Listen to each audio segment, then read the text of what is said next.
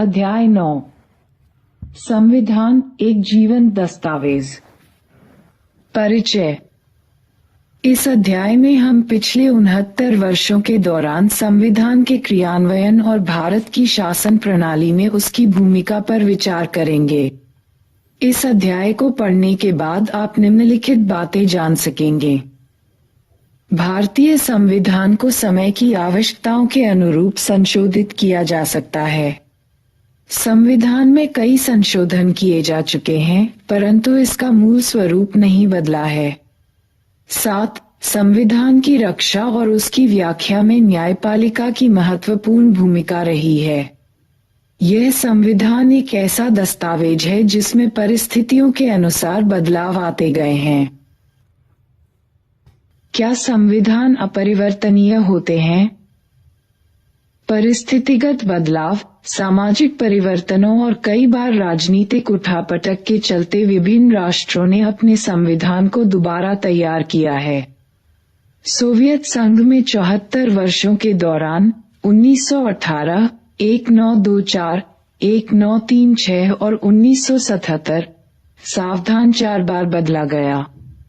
1991 में वहां communist party का शासन समाप्त हो गया और जल्दी ही सोवियत गणराज्य भी बिखर गया। इस राजनीतिक भूचाल के बाद वहां रूसी गणराज्यों का नए सिरे से गठन किया गया और 1993 में एक नया संविधान अंगीकार किया गया। अब जरा भारत की ओर नजर दौड़ाएं। भारतीय संविधान 26 नवंबर 1949 को अंगीकृत किया गया। इस संविधान को 26 जनवरी 1950 को औपचारिक रूप से लागू किया गया। तब से लेकर आज तक 69 वर्ष बीत चुके हैं और यह संविधान लगातार काम कर रहा है। हमारे देश की सरकार इसी संविधान के अनुसार काम करती है। तो क्या हम यह माने कि हमारा संविधान इतना अच्छा है कि उसमें किसी बदलाव की जरूरत ही नहीं है? क्या हमारे संविधान निर्माता इतने दूरदर्शी थे कि उन्होंने समय के बदलावों और घटनाओं का अंदाजा पहले ही लगा लिया था? एक अर्थ में ये दोनों ही बातें ठीक हैं। यह बात सही है कि हमें एक मजबूत संविधान विरासत में मिला है। इस संविधान की बनावट हमारे देश की परिस्थितियों के बेहद अनुकूल है। इसके साथ यह बात भी सही है कि हमारे संविधान निर्माता अत्यंत दूरदर्शी थे। उन्होंने भविष्य के कई प्रश्नों का समाधान उसी समय कर लिया था। लेकिन कोई भी संविधान सदा सर्वदा के लिए ठीक नहीं हो सकता। ऐसा कोई दस्तावेज नहीं होता जिसे बदलने की आवश्यकता न पड़े। इसी प्रकार फ्रांस ने भी 200 वर्षों के दौरान कई संविधान अपनाए। क्रांति के बाद और नेपोलियन के शासनकाल में वहां संविधान को लेकर लगातार प्रयोग चलते रहे। क्रांति के बाद 1793 में वहां एक नया संविधान तैयार किया गया। प्रथम फ्रांसीसी गणतंत्र कहा जाता है। 1848 में वहां दूसरा संविधान लागू हुआ और उसी के साथ बना दूसरा फ्रांसीसी गणतंत्र। 1875 में तीसरा फ्रांसीसी गणतंत्र बना, यानी तीसरी बार एक नया संविधान अपनाया गया। संविधान निर्माण के क्षेत्र में फ्रांस ने चौथा प्रयोग 1946 में किया। अंततः वहां 1958 में एक और संविधान के साथ 5वें गणतंत्र की स्थापना की गई। तब एक ही संविधान आखिर हमारे यहाँ इतने दिनों से कैसे काम करता रह सकता है? इस प्रश्न का एक उत्तर तो यह है कि हमारे संविधान में इस बात को स्वीकार करके चला गया है कि समय की जरूरत को देखते हुए इसके अनुकूल संविधान में संशोधन किए जा सकते हैं। दूसरी बात यह है कि संविधान के व्यवहारिक कामकाज में इस बात की पर्याप्त गुंजाइश रहती है कि किसी संवैधानिक बात की एक से ज्यादा व्याख्याएं हो सकें। कहने का मतलब यह है कि हमारा संविधान लचीला है। अदालती फैसले और राजनीतिक व्यवहार बर्ताव दोनों ने संविधान के अमल में अपनी परिपक्वता और लचीलेपन का परिचय दिया है। इन्हीं वजहों से हमारा संविधान कानूनों की एक बंद और जड़ किताब न बनकर एक जीवंत दस्तावेज के रूप में विकसित हो सका है। समय के एक खास मोड़ पर अपने समाज के लिए संविधान तैयार कर रहे लोगों को एक आम चुनौती का सामना करना पड़ता है। यह तो स्वाभाविक ही है कि उस खास वक्त में समाज जिन समस्याओं का सामना कर रहा है उसके समाधान के प्रयासों की झलक संविधान के प्रावधानों में दिखाई देगी। लेकिन संविधान को बनाते हुए इस बात का भी ध्यान रखना पड़ता है कि आगे आने वाले समय में वह सरकारों के कामकाज के लिए एक रूपरेखा प्रदान करे। इसलिए किसी भी संविधान को भविष्य में पैदा होने वाली चुनौतियों का समाधान प्रस्तुत करने में भी सक्षम होना चाहिए। इस अर्थ में संविधान न केवल समकालीन परिस्थितियों और प्रश्नों से जुड़ा होता है बल्कि उसके कई सारे तत्व स्थायी महत्व के होते हैं। लेकिन इसी के साथ संविधान कोई जड़ और अपरिवर्तनीय दस्तावेज भी नहीं होता। संविधान की रचना मनुष्य ही करते हैं और इस नाते उसमें हमेशा संशोधन, बदलाव और पुनर्विचार की गुंजाइश रहती है। संविधान समाज की इच्छाओं और आकांक्षाओं का प्रतिबिंब होता है, लेकिन इस संबंध में हमें यह बात भी याद रखनी चाहिए कि संविधान समाज को लोकतांत्रिक ढंग से चलाने का एक ढांचा भी होता है। इस दृष्टि से संविधान एक ऐसा उपकरण होता है जिसे समाज खुद अपने लिए गढ़ता है। संविधान की यह दोहरी भूमिका संविधान की हैसियत को लेकर कुछ मुश्किल सवाल खड़े करती है। क्या संविधान इतना पवित्र दस्तावेज होता है कि उसमें कोई बदलाव किया ही नहीं जा सकता? दूसरी तरफ देखें तो यह पूछा जा सकता है कि क्या यह एक इतना आम फहम मसला है कि उसमें सामान्य कानून की तरह जब चाहे बदलाव किए जा सकते हैं? भारतीय संविधान के निर्माताओं को इस समस्या का आभास था, इसलिए उन्होंने संविधान में एक संतुलन पैदा करने की कोशिश की। उन्होंने संविधान को सामान्य कानून से ऊंचा दर्जा दिया ताकि आने वाली पीढ़ियां उसे सम्मान की दृष्टि से देखें। साथ ही संविधान बनाते समय उन्होंने इस बात का भी ख्याल रखा कि भविष्य में इस दस्तावेज में संशोधन की आवश्यकता पड़ सकती है। संविधान निर्माण की प्रक्रिया के दौरान भी वे इस बात को लेकर सचेत थे कि किसी मुद्दे पर लोगों को राय अलग अलग हो सकती है। वे जानते थे कि जब समाज किसी मत विशेष की ओर ज्यादा आकृष्ट होगा तब संविधान के प्रावधानों में संशोधन की आवश्यकता महसूस की जाएगी। इसलिए संविधान बनाते समय दोनों बातों का ध्यान रखा गया, यानी उसे पवित्र दस्तावेज मानने के साथ साथ इतना लचीला भी बनाया गया कि उसमें समय की आवश्यकता के अनुरूप यथोचित बदलाव किए जा सकें। दूसरे शब्दों में हमारा संविधान कोई जड़ और अपरिवर्तनीय दस्तावेज नहीं है। इसमें किसी स्थिति के बारे में अंतिम निर्णय देने से बचा गया है। यह कोई अपरिवर्तनीय चीज नहीं है। कहाँ पहुँचे, क्या समझे? कक्षा के अनेक छात्रों को उपरोक्त खंड स्पष्ट रूप से समझ में नहीं आया। छात्रों ने निम्नलिखित बातें कही। इस बारे में आपकी राय क्या है? संविधान किसी भी अन्य कानून की तरह ही होता है। उससे हमें सरकार के कामकाज के पीछे काम करने वाले नियमों और कानूनों के विषय में जानकारी मिलती है। संविधान जनता की इच्छा की अभिव्यक्ति होता है। अतः संविधान में एक ऐसा उपबंध किया जाना चाहिए ताकि उसे 10 या 15 वर्षों के बाद बदला जा सके।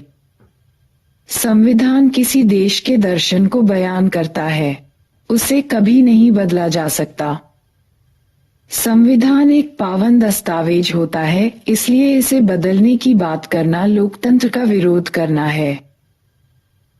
संविधान में संशोधन कैसे किया जाता है?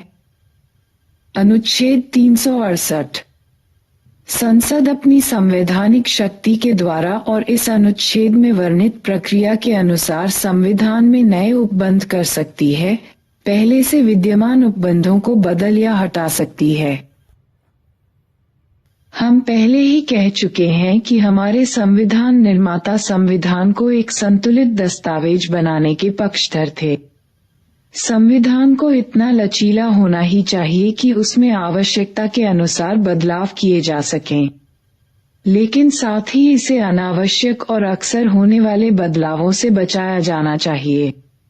दूसरे शब्दों में संविधान निर्माता संविधान को एक ही साथ लचीला और कठोर बनाने के पक्ष में थे। यहाँ लचीले का मतलब है परिवर्तनों के प्रति खुली दृष्टि और कठोर का अर्थ है अनावश्यक परिवर्तनों के प्रति सख्त रवैया। लचीला सावधान वह होता है जिसमें आसानी से संशोधन किया जा सके। जिन संविधानों में संशोधन करना बहुत मुश्किल होता है, ऐसे संविधानों को कठोर कहा जाता है। भारतीय संविधान में इन दोनों ही तत्वों का समावेश किया गया है। संविधान निर्माता जानते थे कि संविधान में त्रुटियां हो सकती हैं। वे समझते थे कि संविधान पूरी तरह दोषमुक्त नहीं हो सकता। वे संविधान को एक ऐसा रूप देना चाहते थे कि त्रुटि सामने आने पर उसका निवारण आसानी से किया जा सके। इस संविधान के कुछ प्रावधानों का स्वरूप अस्थायी था और इनके बारे में यह राय अपनाई गई थी कि नई संसद का गठन होने पर या बाद में इन प्रावधानों को हटा लिया जाएगा। हमारा संविधान एक संघीय राज्य व्यवस्था बनाने के पक्ष में था, इसलिए उसमें ऐसे प्रावधान किए गए थे कि राज्यों की शक्तियों को उनकी सहमति के बिना नहीं हटाया जा सके। इसके कुछ पक्ष इतने केंद्रीय महत्व के थे कि संविधान निर्माता उन्हें संशोधन के दायरे से बाहर रखना चाहते थे। अतः इन प्रावधानों की संशोधन प्रक्रिया को कठोर बनाना आवश्यक था। यही वजह है कि संविधान में संशोधन करने के लिए विभिन्न तरीके अपनाने पड़े। संविधान संशोधन की प्रक्रिया।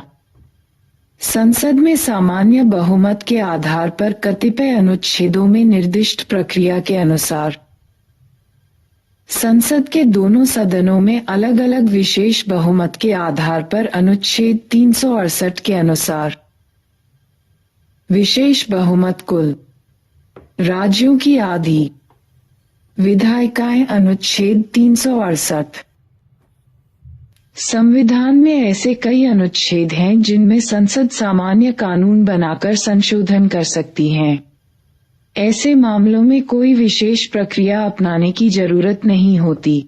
इस प्रकार के संशोधन और सामान्य कानून में कोई अंतर नहीं होता। संविधान के इन हिस्सों को काफी लचीला बनाया गया है। आगे संविधान के 2 अनुच्छेद दिए गए हैं, इन्हें ध्यानपूर्वक पढ़ें। इन दोनों अनुच्छेदों में विधि द्वारा शब्द का प्रयोग किया गया है, जिसका अर्थ यह है कि संसद इन अनुच्छेदों में अनुच्छेद 368 में वर्णित प्रक्रिया को अपनाए बिना ही संशोधन कर सकती है। संविधान के अनेक अनुच्छेदों में संसद इसी सरल तरीके से संशोधन कर सकती है। अनुच्छेद 2 संसद विधि द्वारा संघ में नए राज्यों को प्रवेश दे सकती है। अनुच्छेद 3 संसद विधि द्वारा किसी राज्य का क्षेत्रफल बढ़ा सकती है। संविधान के शेष खंडों में संशोधन करने के लिए अनुच्छेद 368 में प्रावधान किया गया है। इस अनुच्छेद में संविधान में संशोधन करने के 2 तरीके दिए गए हैं। ये तरीके संविधान के सभी अनुच्छेदों पर एक समान रूप से लागू नहीं होते। एक तरीके के अंतर्गत संसद के दोनों सदनों के विशेष बहुमत द्वारा संशोधन करने की बात कही गई है। दूसरा तरीका ज्यादा कठोर है। इसके लिए संसद के विशेष बहुमत और राज्य विधानपालिकाओं की आधी संख्या की आवश्यकता होती है। ध्यान दें कि संविधान संशोधन की प्रक्रिया संसद से ही शुरू होती है। संसद के विशेष बहुमत के अलावा किसी बाहरी एजेंसी जैसे संविधान आयोग या किसी अन्य निकाय की संविधान की संशोधन प्रक्रिया में कोई भूमिका नहीं होती। इसी प्रकार संसद या कुछ मामलों में राज्य विधानपालिकाओं में संशोधन पारित होने के पश्चात इस संशोधन को पुष्ट करने के लिए किसी प्रकार के जनमत संग्रह की आवश्यकता नहीं होती। अन्य सभी विधेयकों की तरह संशोधन विधेयक को भी राष्ट्रपति के अनुमोदन के लिए भेजा जाता है, परंतु इस मामले में राष्ट्रपति को पुनर्विचार करने का अधिकार नहीं है। इन बातों से पता चलता है कि संशोधन की प्रक्रिया कितनी कठोर और जटिल हो सकती है। हमारे संविधान में इन जटिलताओं से बचा गया है।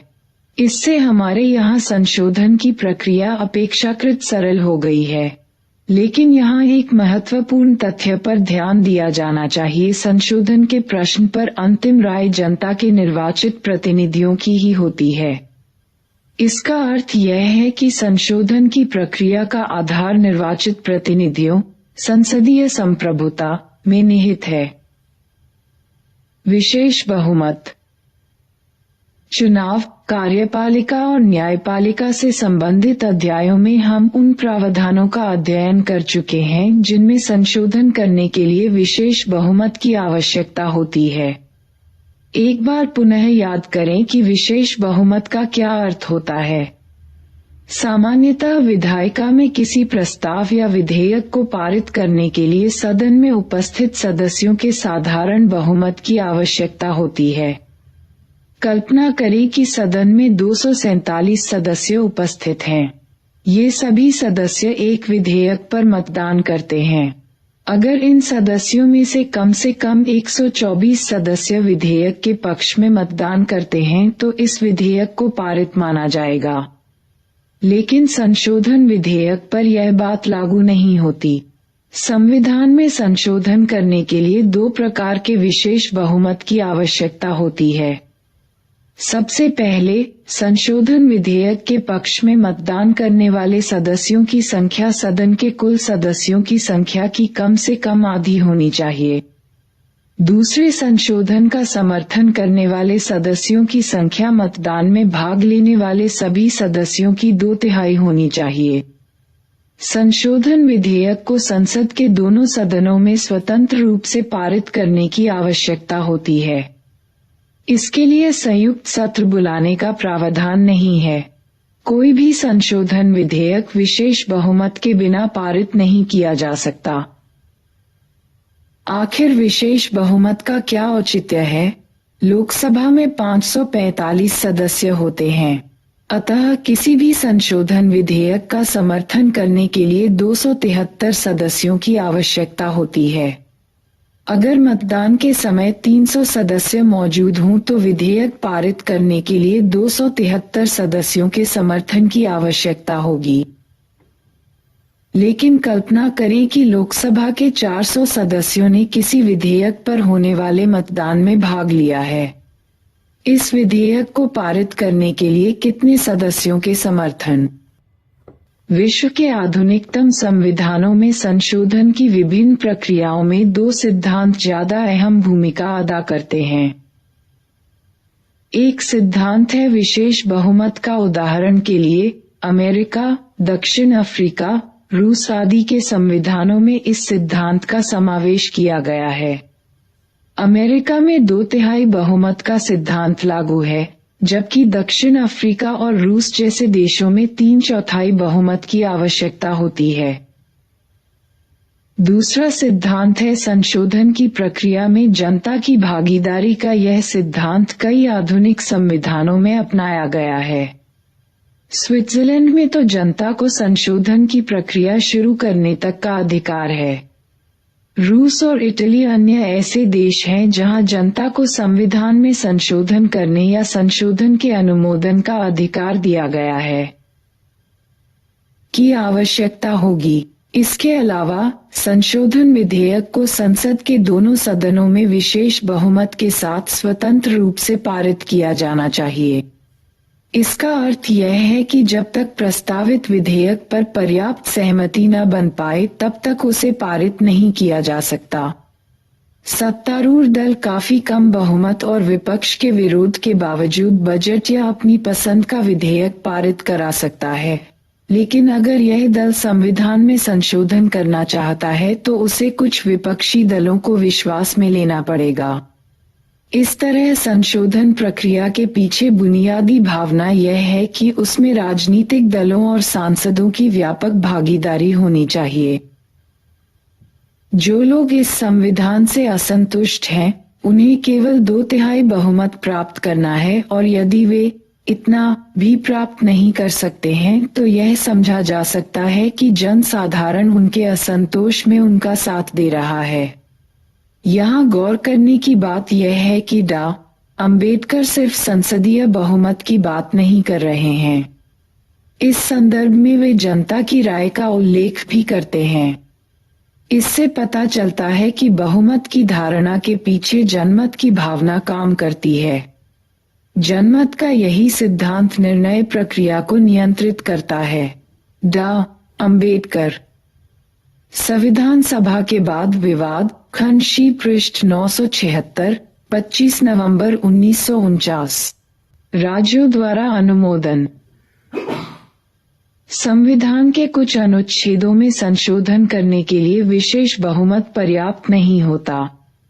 राज्यों और केंद्र सरकार के बीच शक्तियों के वितरण से संबंधित या जन प्रतिनिधित्व से संबंधित अनुच्छेदों में संशोधन करने के लिए राज्यों से परामर्श करना और उनकी सहमति प्राप्त करना आवश्यक होता है। पीछे हमने संविधान की संघीय प्रकृति के बारे में अध्ययन किया है। संघीय संरचना का अर्थ यह है कि राज्यों की शक्तियां केंद्र सरकार की दया पर निर्भर नहीं करती। संविधान में राज्यों की शक्तियों को सुनिश्चित करने के लिए यह व्यवस्था की गई है कि जब तक आधे राज्यों की विधान पालिकाएं किसी संशोधन विधेयक को पारित नहीं कर देती तब तक वह संशोधन प्रभावी नहीं माना जाता।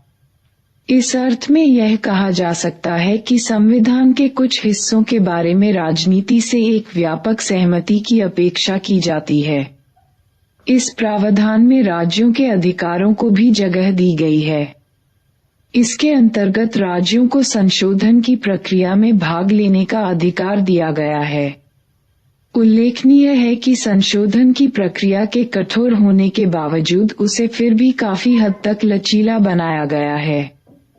हम देख सकते हैं कि संशोधन के लिए केवल आधे राज्यों के अनुमोदन और राज्य विधानपालिकाओं के साधारण बहुमत की आवश्यकता होती है। इस प्रकार देखा जा सकता है कि शर्तों की कठोरता के बावजूद संशोधन करने की प्रक्रिया अव्यावहारिक नहीं है। संक्षेप में, भारतीय संविधान में संशोधन करने के लिए व्यापक बहुमत की आवश्यकता पड़ती है। इस प्रक्रिया में राज्यों को सीमित भूमिका दी गई है। हमारे संविधान निर्माता इस बात को लेकर सचेत थे कि संविधान में संशोधन की प्रक्रिया को इतना आसान नहीं बना दिया जाना चाहिए कि उसके साथ जब चाहे छेड़खानी की जा सके। लेकिन साथ ही उन्होंने इस बात का ख्याल भी रखा कि भावी पीढ़ियां अपने समय की जरूरतों के हिसाब से इसमें आवश्यक संशोधन कर सके। कहीं पहुँचे, क्या समझे? भारतीय संविधान में निम्नलिखित संशोधन करने के लिए कौन कौन सी शर्तें पूरी की जानी चाहिए? उचित स्थान पर सही का निशान लगाएं। संविधान में इतने संशोधन क्यों किए गए हैं? 26 जनवरी 2019 को हमारे संविधान को लागू हुए 69 वर्ष हो गए। 12 जनवरी 2019 तक इसमें 103 संशोधन किए जा चुके थे। संशोधन प्रक्रिया की कठोरता को देखते हुए संशोधनों को यह संख्या काफी बड़ी मानी जाएगी। आइए जानने का प्रयास करें कि इतने सारे संशोधनों के पीछे क्या वजह रही हैं और इसके निहितार्थ क्या हैं। आइए जरा एक नजर संशोधनों के इतिहास पर डालें। अगले पन्ने पर दिए गए ग्राफ को ध्यानपूर्वक देखें और इसे समझने का प्रयास करें। ग्राफ में एक ही सूचना को दो भिन्न तरीकों से दर्शाया गया है। पहले ग्राफ में प्रत्येक 10 वर्षों के दौरान हुए संवैधानिक संशोधनों की संख्या को दर्शाया गया है। इसमें दिए गए स्तंभ उस अवधि के दौरान संशोधनों की संख्या को चिन्हित करते हैं। दूसरे ग्राफ में प्रत्येक 10 संशोधनों की अवधि को दिखाया गया है। आप पाते हैं कि 1970 से 1990 तक के 2 दशकों के दौरान बड़े स्तर पर संशोधन हुए। दूसरी ओर दूसरा ग्राफ हमें एक और ही कहानी बताता है। 1974 से 1976 बीच 3 वर्ष के अंतराल में 10 संवैधानिक संशोधन किए गए। पुनः 2001 से 2003 तक ठीक 3 वर्षों के दौरान भी 10 संवैधानिक संशोधन किए गए। हमारे देश के राजनीतिक इतिहास में ये 2 कालखंड बहुत महत्वपूर्ण हैं। पहले काल के दौरान कांग्रेस सत्ता में थी। कांग्रेस पार्टी को संसद में भारी बहुमत मिला था। लोकसभा में उसके 352 सदस्य थे और ज्यादातर राज्य विधानसभाओं में भी वह बहुमत की स्थिति में थी। दूसरी ओर 2001 से 2003 के बीच का काल गठबंधन की राजनीति का काल माना जाता है। यह एक ऐसा भी काल था जिसमें विभिन्न राज्यों में अलग अलग दलों की सरकारें काम कर रही थीं। इस काल की एक अन्य विशेषता भाजपा और इसके विरोधी दलों के बीच कटु प्रतिद्वंद्विता थी। लेकिन इस काल में 10 संशोधन किए गए, इसलिए ये संशोधन केवल सत्ताधारी पार्टी के बहुमत पर ही निर्भर नहीं करते थे। संशोधनों की संख्या को लेकर हमेशा आलोचना होती रही है। यह कहा जाता है कि भारतीय संविधान में बहुत अधिक संशोधन किए गए हैं। बाहरी तौर पर 69 वर्षों की अवधि के दौरान संविधान में 103 संशोधनों की बात अजीब लगती है, लेकिन ऊपर के दोनों ग्राफ देखने से पता चलता है कि इन संशोधनों के पीछे केवल राजनीतिक सोच ही प्रमुख नहीं रही है। संविधान के पहले दशक को छोड़कर शेष दशकों में संशोधनों की एक वारासी बहने लगती है। इसका अर्थ है कि संशोधनों के पीछे सत्ताधारी दल की राजनीतिक सोच बहुत मायने नहीं रखती थी, बल्कि ये संशोधन समय की जरूरतों के अनुसार किए गए थे। क्या इसके पीछे मूल संविधान की कमजोरियां भी काम कर रही या संविधान ही बहुत लचीला है? संशोधनों की विषय वस्तु। अब तक किए संशोधनों को 3 श्रेणियों में बांटा जा सकता है।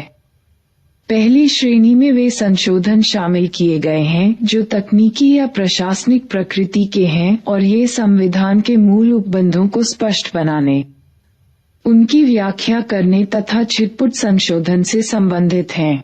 उन्हें केवल सिर्फ तकनीकी भाषा में संशोधन कहा जा सकता है। वास्तव में वे इन उपबंधों में कोई विशेष बदलाव नहीं करते।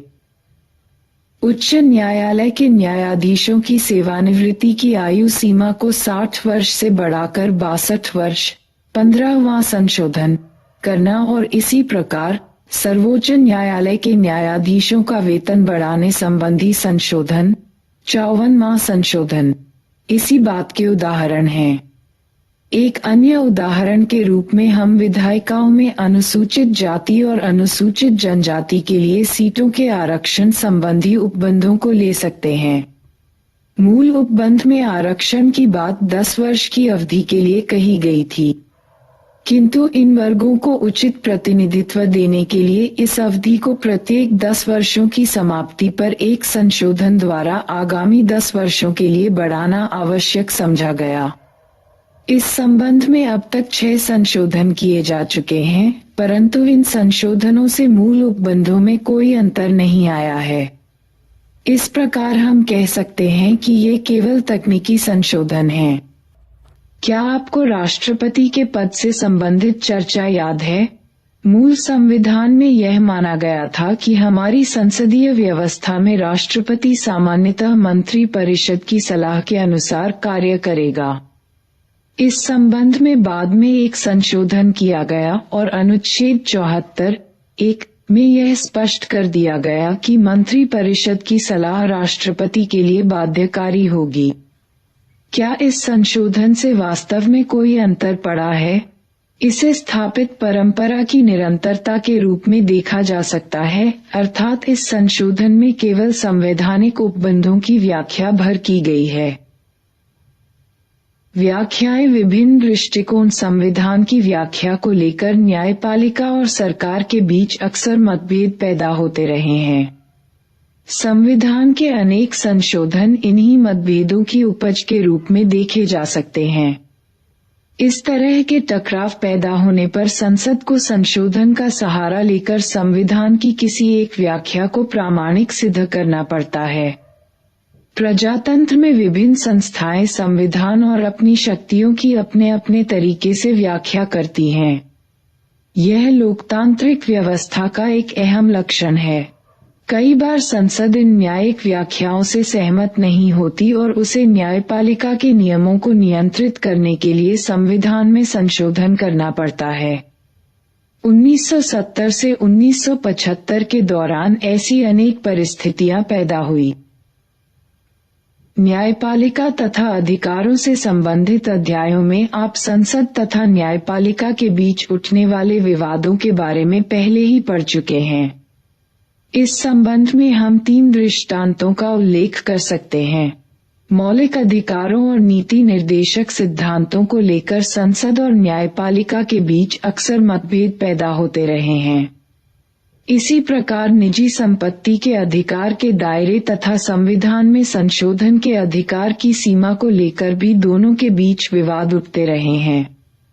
1970 से 1975 के काल में संसद ने न्यायपालिका की प्रतिकूल व्याख्या को निरस्त करते हुए बार बार संशोधन किए।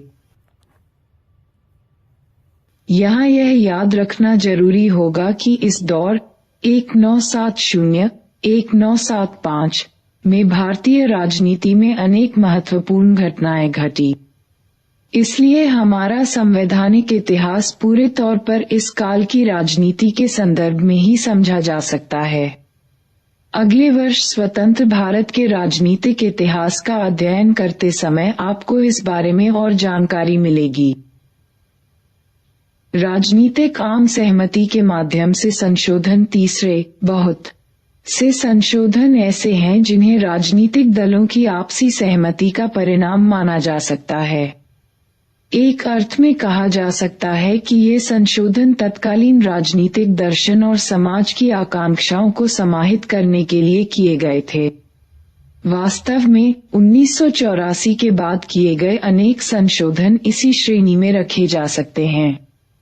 यहाँ एक बार पुनः पिछले प्रश्न को याद करें, गठबंधन सरकारों के बावजूद इतने संशोधन क्यों किए गए? इस प्रश्न का उत्तर यह है कि इनमें से कई संशोधनों के पीछे व्यापक आम सहमति काम कर रही थी। राजनीतिक उथल-पुथल के इस दौर में हम अनेक संशोधनों को आकार लेते देखते हैं। संशोधनों के इस दीर्घ क्रम की शुरुआत दल बदल विरोधी कानून 52वां संशोधन से हुई थी। दल बदल विरोधी कानून 52वां तथा 91वां संशोधन के अलावा इस काल में मताधिकार की आयु को 21 से 18 वर्ष करने के लिए संविधान में 61वां संशोधन हुआ और 73वां और 74वां संशोधन किए गए। इस काल में नौकरियों में आरक्षण सीमा बढ़ाने और प्रवेश संबंधी नियमों को स्पष्ट करने के लिए भी संशोधन किए गए। सन 1992-93 के बाद इन कदमों को लेकर देश में एक आम सहमति का माहौल पैदा हुआ और इन मुद्दों से संबंधित संशोधन पारित करने में कोई खास दिक्कत नहीं आई। विवादास्पद संशोधन। हमारी अब तक की चर्चा से यह भावना पैदा नहीं होनी चाहिए कि संविधान में संशोधन करने के प्रश्न पर आज तक कोई विवाद ही पैदा नहीं हुआ है। सच्चाई यह है कि 70 से 80 के दशक में इन संशोधनों को लेकर विधि और राजनीति के दायरों में भारी बहस छिड़ी थी।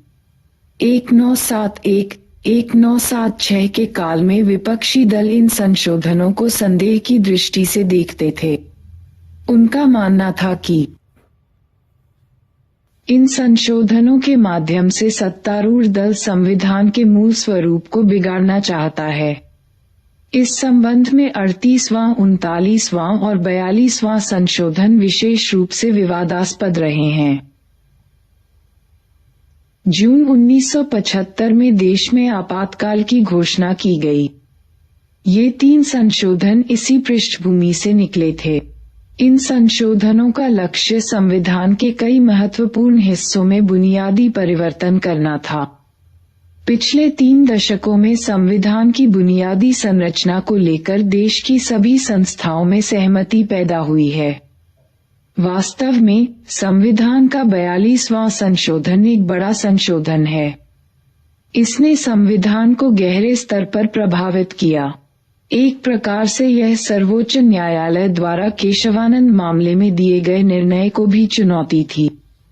यहाँ तक कि इसके तहत लोकसभा की अवधि को भी 5 वर्ष से बढ़ाकर 6 वर्ष कर दिया गया। आपने मूल कर्तव्यों के बारे में अवश्य पढ़ा होगा। उन्हें संविधान में इसी संशोधन द्वारा जोड़ा गया था। संविधान का 42वां संशोधन न्यायपालिका की समीक्षा शक्तियों पर भी प्रतिबंध लगाता है। यह कहा जाता है कि इस संशोधन के द्वारा संविधान के एक बड़े मौलिक हिस्से को नए सिरे से लिखा गया। क्या आप जानते हैं कि इस संशोधन के द्वारा संविधान की प्रस्तावना, 7वीं अनुसूची तथा 53 अनुच्छेदों में परिवर्तन किए गए। जब यह संशोधन संसद में पास किया गया तो विरोधी दलों के बहुत से सांसद जेल में थे। इसी पृष्ठभूमि में 1977 के चुनाव हुए और सत्ताधारी दल कांग्रेस की हार हुई। नई सरकार ने इन विरोधाभासी संशोधनों पर पुनः विचार करना आवश्यक समझा और 38वें, 39वें तथा 42वें संशोधन के माध्यम से जो परिवर्तन किए गए थे उनमें से अधिकांश को 43वें, 44वें संशोधन के द्वारा निरस्त कर दिया। इन संशोधनों के माध्यम से संवैधानिक संतुलन को पुनः लागू किया गया। संविधान की मूल संरचना तथा उसका विकास। भारतीय संविधान के विकास को जिस बात ने बहुत दूर तक प्रभावित किया है वह है संविधान की मूल संरचना का सिद्धांत। आप यह बात पहले से ही जानते हैं कि इस सिद्धांत को न्यायपालिका ने केशवानंद भारती के प्रसिद्ध मामले में प्रतिपादित किया था। इस निर्णय ने संविधान के विकास में निम्नलिखित सहयोग दिया। इस निर्णय के द्वारा संसद की संविधान में संशोधन करने की शक्तियों की सीमाएं निर्धारित की गई। साथ यह संविधान के किसी या सभी भागों के संपूर्ण संशोधन, निर्धारित सीमाओं के अंदर, की अनुमति देता है। संविधान की मूल संरचना या उसके बुनियादी तत्व का उल्लंघन करने वाले किसी संशोधन के बारे में न्यायपालिका का फैसला अंतिम होगा। केशवानंद भारती मामले में यह बात स्पष्ट हो गई। सर्वोच्च न्यायालय ने केशवानंद के मामले में 1973 में निर्णय दिया था। बाद के 4 दशकों में संविधान की सभी व्याख्याएं इसको ध्यान में रखकर की गई। संरचना का सिद्धांत स्वयं में ही एक जीवंत संविधान का उदाहरण है। संविधान में इस अवधारणा का कोई उल्लेख नहीं मिलता। यह एक ऐसा विचार है जो न्यायिक व्याख्याओं से जन्मा है। विगत 3 दशकों के दौरान बुनियादी संरचना के सिद्धांत को व्यापक स्वीकृति मिली है। इस तरह देखा जाए तो न्यायपालिका और उसकी व्याख्याओं के चलते भी संविधान में संशोधन हुए हैं। सभी जीवंत संविधान बहस, तर्क वितर्क, प्रतिस्पर्धा और व्यवहारिक राजनीति की प्रक्रिया से गुजरकर ही विकसित होते हैं। 1973 के बाद न्यायालयों ने कई मामलों में बुनियादी संरचना के तत्वों को निर्धारित करने का प्रयास किया है। एक अर्थ में बुनियादी संरचना के सिद्धांत से संविधान की कठोरता और लचीलेपन का संतुलन और मजबूत ही हुआ है। संविधान के कुछ हिस्सों को संशोधन के दायरे से बाहर रखने और उसके कुछ हिस्सों को संशोधन प्रक्रिया के अंतर्गत लाने से कठोरता और लचीलेपन का संतुलन निश्चय ही पुष्ट हुआ है। संविधान की समीक्षा। 90 दशक के अंतिम वर्षों में समूचे संविधान की समीक्षा करने का विचार सामने आया। सन 2000 में भारत सरकार ने उच्चतम न्यायालय के सेवानिवृत्त मुख्य न्यायाधीश श्री वेंकटचलैया की अध्यक्षता में एक आयोग नियुक्त किया जिसका उद्देश्य संविधान के कामकाज की समीक्षा करना था। विपक्षी दल तथा अन्य संगठनों ने इस आयोग का बहिष्कार किया। आयोग को लेकर उठा राजनीतिक विवाद अपनी जगह है, लेकिन गौर करने की बात यह है कि आयोग ने बुनियादी संरचना में विश्वास जताया और ऐसे किसी कदम की सिफारिश नहीं की जिससे संविधान की बुनियादी संरचना को चोट पहुंचती हो। इससे पता चलता है कि हमारे संविधान में बुनियादी संरचना के सिद्धांत को कितना महत्व दिया गया है। ऐसे कई और उदाहरण मौजूद हैं जिनसे स्पष्ट होता है कि संविधान की समझ को बदलने में न्यायिक व्याख्याओं की अहम भूमिका रही है। नौकरियों तथा शैक्षिकी संस्थाओं में आरक्षण सीमा तय करने के संबंध में उच्चतम न्यायालय ने यह फैसला दिया है कि आरक्षित सीटों की संख्या सीटों की कुल संख्या के आधे से अधिक नहीं होनी चाहिए। इस निर्णय को अब एक सिद्धांत के रूप में स्वीकार कर लिया गया है। इसी प्रकार अन्य पिछड़े वर्गों को आरक्षण नीति के अंतर्गत स्थान देते हुए उच्चतम न्यायालय ने क्रीमी लेयर का विचार सामने रखा और यह फैसला दिया कि इस श्रेणी से संबंधित व्यक्तियों को आरक्षण के लाभ नहीं मिलने चाहिए। इसी तरह न्यायपालिका ने शिक्षा, जीवन, स्वतंत्रता और अल्पसंख्यक समूहों की संस्थाओं की स्थापना और उनके प्रबंधन के अधिकारों के उपबंधों में अनौपचारिक रूप से कई संशोधन किए हैं। इन उदाहरणों से स्पष्ट होता है कि न्यायालय के आदेशों की भी संविधान के विकास में महत्वपूर्ण भूमिका होती है। कहाँ पहुँचे, क्या समझे? बताएं कि निम्नलिखित वाक्य सही हैं या गलत। क, बुनियादी ढांचे को लेकर दिए गए फैसले के बाद संसद को संविधान में संशोधन करने का अधिकार नहीं रह गया है। ख, सर्वोच्च न्यायालय ने हमारे संविधान के बुनियादी तत्वों की एक सूची तैयार की है। इस सूची को बदला नहीं जा सकता। ग, न्यायालय को इस बात का फैसला करने का अधिकार है कि किसी संशोधन से बुनियादी संरचना का उल्लंघन होता है या नहीं। ग, केशवानंद भारती मामले के बाद यह तय हो चुका है कि संसद संविधान में किस सीमा तक संशोधन कर सकती है। संविधान एक जीवंत दस्तावेज। हमने संविधान को एक जीवंत दस्तावेज माना है। इसका क्या अर्थ है? लगभग एक जीवित प्राणी की तरह यह दस्तावेज समय समय पर पैदा होने वाली परिस्थितियों के अनुरूप कार्य करता है। जीवंत प्राणी की तरह ही यह अनुभव से सीखता है। वास्तव में यह उस पहेली का उत्तर है जिसका जिक्र हमने शुरुआत में संविधान के टिकाऊपन के बारे में किया था। समाज में इतने सारे परिवर्तन होने के बाद भी हमारा संविधान अपनी गतिशीलता, व्याख्याओं के खुलेपन और बदलती परिस्थितियों के अनुसार परिवर्तनशीलता की विशेषताओं के कारण प्रभावशाली रूप से कार्य कर रहा है। यही लोकतांत्रिक संविधान का असली मानदंड है। लोकतंत्र में व्यवहारिकताएं तथा विचार समय समय पर विकसित होते रहते हैं और समाज में इसके अनुसार प्रयोग चलते रहते हैं। कोई भी संविधान जो प्रजातंत्र को समर्थ बनाता हो और नए प्रयोगों के विकास का रास्ता खोलता हो, वह केवल टिकाऊ ही नहीं होता बल्कि अपने नागरिकों के बीच सम्मान का पात्र भी होता है। महत्वपूर्ण सवाल यह है कि क्या संविधान खुद का और लोकतंत्र का संरक्षण करने में सक्षम है? पिछले 6 दशकों के दौरान देश की राजनीति तथा संवैधानिक विकास के मामले में बहुत ही महत्वपूर्ण परिस्थितियां पैदा हुई। इस अध्याय में हम उनमें से कुछ परिस्थितियों का उल्लेख कर चुके हैं।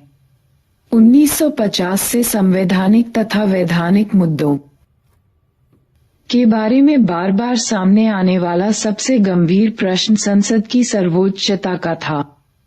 संसदीय लोकतंत्र में संसद देश की जनता का प्रतिनिधित्व करती है और इसलिए ऐसा माना जाता है कि कार्यपालिका तथा न्यायपालिका पर इसको वरीयता प्राप्त है। इसी प्रकार संविधान में सरकार के अन्य घटकों को भी शक्तियां प्रदान की गई हैं। इसलिए यह अपेक्षा की जाती है कि संसद की सर्वोच्चता इस ढांचे के अंतर्गत ही हो। प्रजातंत्र का अर्थ केवल वोट तथा जनप्रतिनिधियों तक ही सीमित नहीं है। प्रजातंत्र का अर्थ विकासशील संस्थाओं से है और इनके माध्यम से ही वह कार्य करता है। सभी राजनीतिक संस्थाओं को लोगों के प्रति उत्तरदायी होना चाहिए और दोनों को एक दूसरे के साथ मिलकर चलना चाहिए। न्यायपालिका का योगदान। न्यायपालिका तथा संसद के विवाद के दौरान संसद का मानना था कि उसके पास गरीब, पिछड़े तथा असहाय लोगों के हितों की रक्षा के लिए कानून बनाने, संशोधन करने की शक्ति मौजूद है। न्यायपालिका ने इस बात पर जोर दिया कि ये सब कार्यकलाप संवैधानिक ढांचे के अंतर्गत किए जाने चाहिए और जनहित के उपाय विधिक सीमाओं के बाहर नहीं होने चाहिए, क्योंकि एक बार कानून की सीमाओं से बाहर जाने की छूट मिलने पर सत्ताधारी उसका दुरुपयोग भी कर सकते हैं।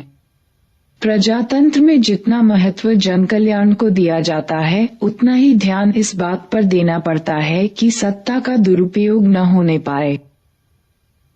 भारतीय संविधान की सफलता इन तनावों को सुलझाने में ही निहित है। न्यायपालिका ने केशवानंद के मामले में संविधान की भाषा पर नहीं बल्कि उसकी आत्मा के आधार पर निर्णय दिया। संविधान पढ़ने पर आपको संविधान के मूल ढांचे के बारे में कहीं उल्लेख नहीं मिलेगा। संविधान में ऐसा कहीं भी नहीं कहा गया है कि उसका फला भाग मूल संरचना का हिस्सा है। इस प्रकार मूल संरचना न्यायपालिका द्वारा स्वयं विकसित की गई अवधारणा है। न्यायपालिका ने इस अवधारणा को कैसे विकसित किया? पिछले 4 दशकों के दौरान अन्य संस्थाओं ने इसे किस प्रकार अपनाया है? यहीं आकर हमें शब्द और भावना के बीच का अंतर पता चलता है। न्यायालय का यह मानना है कि किसी दस्तावेज को पढ़ते समय हमें उसके निहितार्थ पर ध्यान देना चाहिए। कानून की भाषा की अपेक्षा उस कानून या दस्तावेज के पीछे काम करने वाली सामाजिक परिस्थितियां तथा अपेक्षाएं अधिक महत्वपूर्ण होती हैं। इसलिए न्यायालय ने संविधान की मूल संरचना पर विशेष ध्यान दिया, क्योंकि इसके बिना संविधान की कल्पना ही नहीं की जा सकती। राजनीतिज्ञों की परिपक्वता। उपर्युक्त अनुच्छेद में न्यायपालिका के बारे में की गई हमारी चर्चा से एक और तथ्य उजागर होता है। 1967 से 1973 के दौरान पैदा हुए कटु विरोधाभासों के दौर में संसद तथा कार्यपालिका ने एक संतुलित तथा दीर्घकालीन समाधान की आवश्यकता को महसूस किया।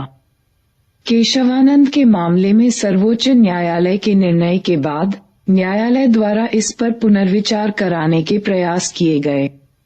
जब ये सारे प्रयास विफल रहे तो 42वां संशोधन किया गया और संसद की सर्वोच्चता स्थापित की गई, लेकिन मिनर्वा मिल प्रकरण 1980 में न्यायालय ने अपने पहले लिए गए निर्णय को पुनः दोहराया।